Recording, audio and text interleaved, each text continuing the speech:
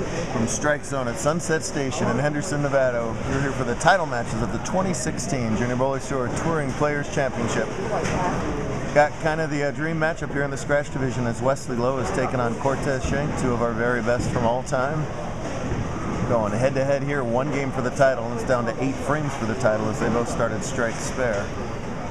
Much more inexperienced situation here in the handicap division title match as one-time champ Leah Zweig is going for the title against Evan Smith, who has never been in any JBT title match before. Oh, it's Wesley 6'8", coming off a 298 game in the semifinal win over Ryan Nicholas. Evan won her semifinal match over Donis Jeffries the second. Both matches will split up $3,000 between them, $2,000 for first, $1,000 for second. So, bowling one little bowling game for $1,000 difference. Cortez has got to feel like he's just been handed a gift basket here because Wesley looked like he was not going to miss the rest of the day. And an open has got to have Tez jumping out of the skin. A big opportunity here. The left looks pretty good all of a sudden on what's been a very challenging pattern. We bowled on Athens, and there's simply so much more traffic on the right than the left that the good lefties that we had left in the field, Acuff, Nicholas, look out, that's right. Wow. And of course Wesley just carved out a nice look on the left, but Tez has been super strong all day, as he almost always is. A lot of different bowlers had the top seed, but Tez took over in the last few games to get that #1 spot. Plus 800, and that sounds like a ton, but that's divided up by 24 games and 16 games worth of bonus spins as well too. So very difficult short on Saturday morning, very difficult long Saturday afternoon. Pretty darn easy this morning, and then brutal this afternoon. Two pretty shots from Cortez there. Doing what a lot of higher average bowlers are doing these days on the tougher patterns. They're trying to take the lane out of play by really decreasing the volatility of their equipment. They're going to basic cover stocks, urethane often, and putting a lot of surface on them. So there's a lot less change of direction down the lane and keeping the ball in play on the tougher patterns. That's what Wesley did for 11 out of 12 shots last game. This guy's body language is so funny. He looks like he crushes the rack, but he's still mad at the previous frames. He looks like he's been grounded. Done for that. The top 20 from each division got into the Touring Players Championship. Leah, 8-10s. Leah was not one of those bowlers. The only other way in is to be in the top 100 in all conference points, which requires that you do a little bit of traveling. Wesley has gone high again on the left-hand lane. Leah qualified 99th out of 100, and she was watching that point list like a hawk. She knew it before me that she was in. And from 99th to at worst second, place finish here. Virtually scratch match if you can really read small there. Leah. The California chick's giving 1 pin. She's got to beat Evan by 1 to tie, 2 to win.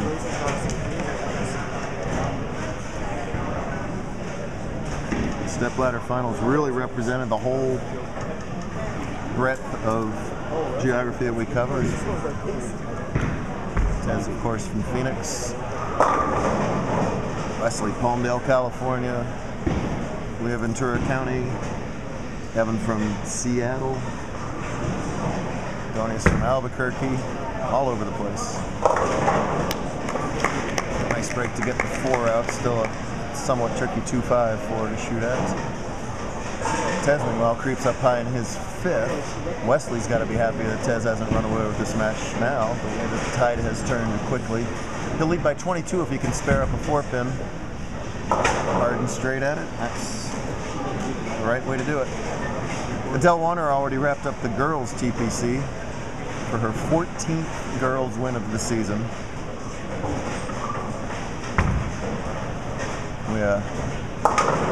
Slice by. We joke that Adele is the male Cortez with her dominance. Well, maybe Cortez is the male Adele. See that just absolutely picture-perfect form and timing. That snap at the release, and that's why you use that weak ball with some surface. That ball set up high flush for him and got the 4-pin out. Evan's getting some good coaching, real nice fundamentals, as a lot of our girls do. That low rev rate on this pretty slick volume pattern can really wreak havoc with their games, though, and it's a 210 for her to be stuck with. Wow. This is more like the scoring pace that we've seen through most of the day. A lot of flat 7s, overjumps off of that, and you leave a 4, 6. Real good effort at the split from Smith. She's got 43 through third and a 7-pin lead on the scoreboard, plus another stick on the dry erase board. Wesley still shoots his spares, his unconventional delivery, and that is something you just don't see very often out of bowlers of this talent. Wowee. Beautiful shot from Smith, by the way. I am stunned, of course, to see Wesley whiff that 7. He's gotten taller, but he still curls back that bowling ball and just, whoa, look out. And just about his entire arm. And it just uncorks, not even off the forearm, it uncorks off the top of his arm at the start. And he just got himself a very fortunate Brooklyn right there, and he's going to have to sit down and regroup. See how Leah responds to Evan's strike. He just can't get the rotation for that ball to turn over. She's going to have to make a move on the lane. Tez pouncing all over this golden opportunity. Set the all-time record this season for titles in a season with 22. This would be 23. That's roughly how many career titles that Wesley has. Tez has done a lot more bowling than Wes on our tour. He also this season set the career mark for all-time titles when he won his 65th. That was back in January in Tucson. A win here would be his 79th. It's just the numbers are insane. He's a senior to be in high school. Wesley and Tez are teammates to be at Wichita State, pending any last-second collegiate changes there. If Tez stuck around Arizona and decided to use out his eligibility with us, he would have, by our, carry the 1, divide by 4, 619 JBT titles. Yes. That from our research department. That ball is a much better shot from Leah, but boy, you can see the result. She is 8'10", she is 5'8". That ball is not grabbing the lane at all. Wes says, oh yeah, that's what I meant to do. Both these guys, Wes and Tez, are absolute perfectionists. They are harder on themselves than anybody is on them.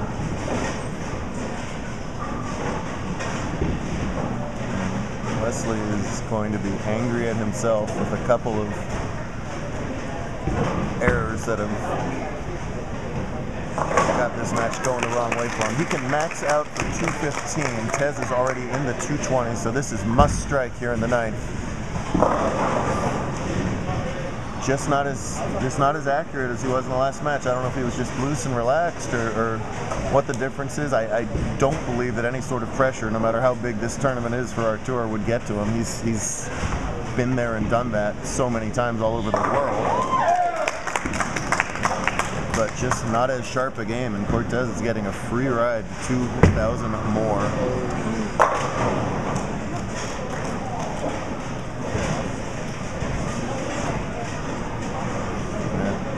Don't even need to comment. Body language tells it all. We've had so many dramatic matches here. I'm sad that we have a blowout here. Maybe we'll have a dramatic finish in the handicap division. Oh, man. Beautiful shot from Evan with a solid 7. And Cortez has mastered the look on the right side.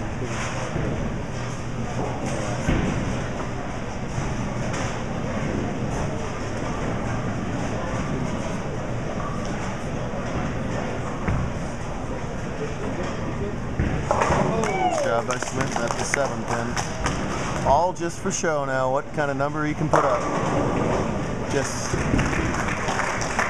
basically poetic how good that kid is.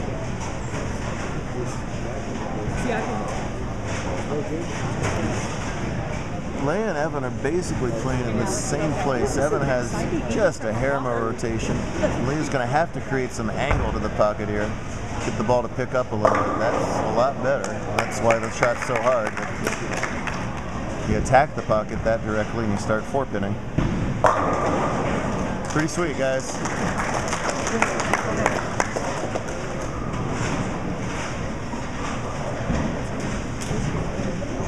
I'm surprised Wesley came that far down to earth. I am not surprised that Tez fired back with the number right at him.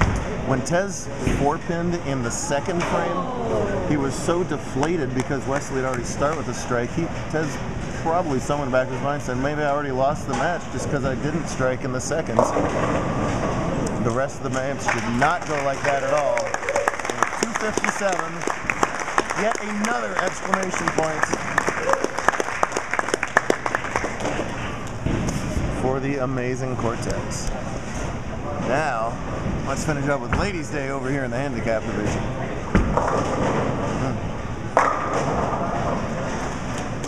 Got to be frustrating for Leia right now. Worked so hard to grab that top seed away from a bunch of other challengers. They bowled 8 games of match play prior to the step ladder, and 5 games of match play prior to that, and they just kept up crawling her way up the leaderboard.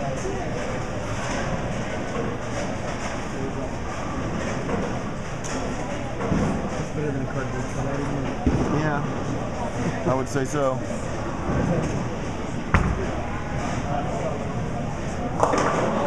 And again, even on the spare shot, she's just not getting that ball to pick up a roll in the mid lane, so it can't get across the mid lane to do anything with those left side spares. Just back here talking to Big Brother Matt. We just had a great finish in the tat going on across town right now.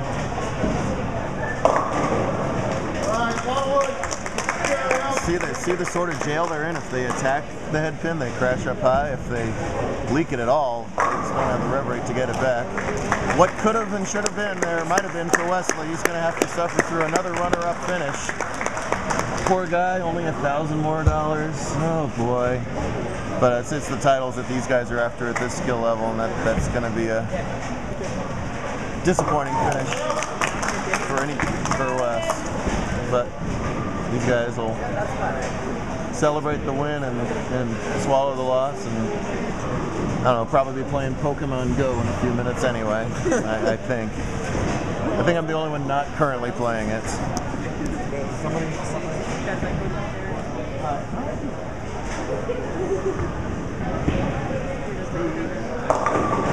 Wow. I'm not certain what either girl can do here. In jail, you could move left, then you just completely kill your angle.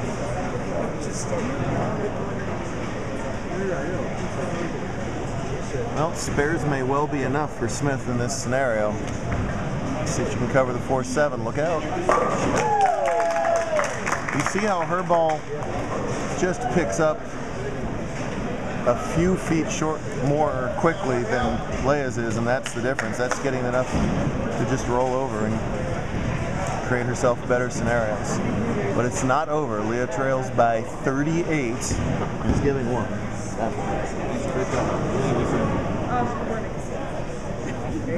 Fantastic weekend of competition, 150 bowlers, big sweepers, big side events. Fantastic celebration dinner last night. There is nothing like TPC. You need to work your butt off to be here next year if you can. There we go. Best shot of the match by far. She must have gotten some good advice over there.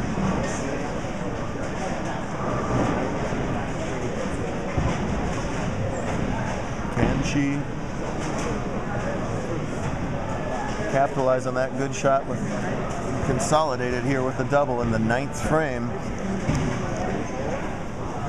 Someone's going to win their first major, $2,000. Got a chance. Almost picked up enough roll to tilt the 5 over, just not quite.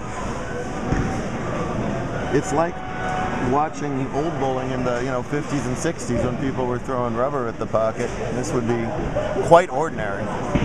Modern bowlers are so used to lane conditions that give you the angle and the bowling balls that do it that people are taken aback by seeing 5s and 5/8s. They're going to have to generate that angle, generate the carry through proper angle and just really precise shot making. Evan's got a lot of family down here from Seattle and all over the country watching her. Coach Tom is always cheering her on at every shot. Boy, oh boy. Aggressive shot. That could have been anything. Quadruple points. Still some all-conference, all-star team spots to be determined. Then we'll finish off our summer series with Desert Open, Vegas Open, and Tour Trials, and then everybody will be tied for first for Bowler of the Year on August 15th. Hang on. Oh! Well,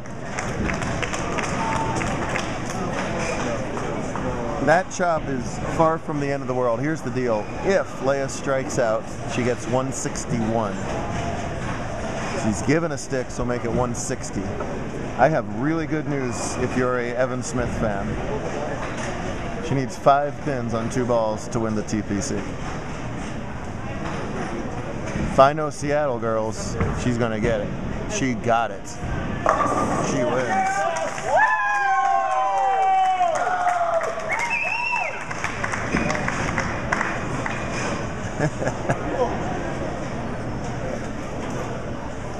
This is not just back-to-back wins for ladies. This is not just back-to-back wins for the Northwest. This is not just back-to-back wins for Seattle. This is back-to-back wins for West Seattle Bowl. That's where Zoe's home house is, last year's handicap champ. That's where she bowls out of. That's where the preferred pro shop of Spin Alley is. Who is she calling? Oh, I see.